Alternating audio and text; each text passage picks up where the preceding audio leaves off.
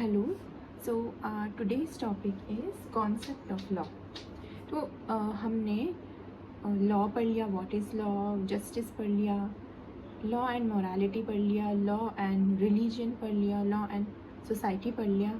Now we will understand about the law and concept of law. So simply वही चीज़ है कि law is a set of rule that is made by the authority or government to maintain peace and order in the society, to deliver to enforce someone's right and deliver justice. Okay, यही है law और concept of law भी यही है. So let us understand it in points. First is made by authority. तो वही बात है कि it is made by the authority, made by the government.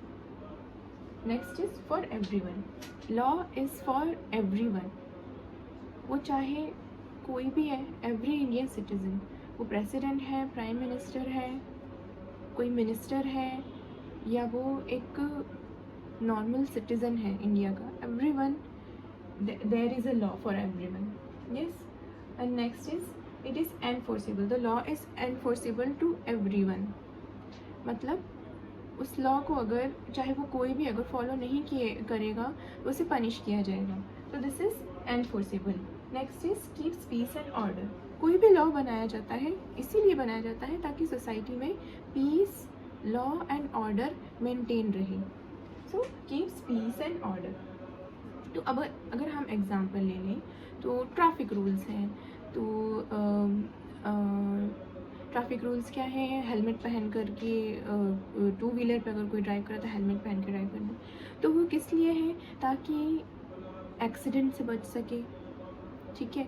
एक लिमिटेड स्पीड में कोई भी गाड़ी है, कोई भी व्हीकल है, आपको चलाना है, तो वो किस लिए है? ताकि वही एक्सीडेंट से बच सके, खुद भी और किसी और को भी नुकसान पहुंचने से बचा सके. सो सिंपली हम लॉ को ऐसे डिफाइन कर सकते हैं कि law is a system of rules that is made by the authority और a government to maintain peace and order, to deliver justice and to enforce someone's rights in the society. So this is what the law is, the concept of law is. Now let us understand rights and duties in simple words. So rights are legal powers given to a person. Rights are legal powers and freedom that is given to every person. मतलब अपन देख लें कि जैसे right to equality है, right to freedom of speech है, right to constitutional remedies हैं. ये जो भी सारे राइट्स हैं ना, हर एक इंसान का हक है उसे जीने का, इक्वालिटी को जीने का, इक्वल अपॉर्चुनिटीज़ को जीने का हर एक इंसान का हक है. So this is the right. Now what are the duties? So duties are the responsibilities of every person. मतलब आपको राइट्स तो मिले हैं कि राइट टू इक्वालिटी है, तो आपको ये हक है कि आपको इक्वल ट्रीट किया जाए, आपके साथ कोई भेदभाव नहीं हो. लेकिन आपकी ये भी ड्यूटी है कि आप किसी को इक्वली ट्रीट करो. ये नहीं कि किसी को आप इक्वली ट्रीट नहीं कर रहे हो, आप इक्वली सबको ट्रीट करो. सो दिस इज़ योर ड्यूटी. तो जैसे हम लंच खा रहे हैं, है ना, तो ईटिंग इज़ आवर राइट.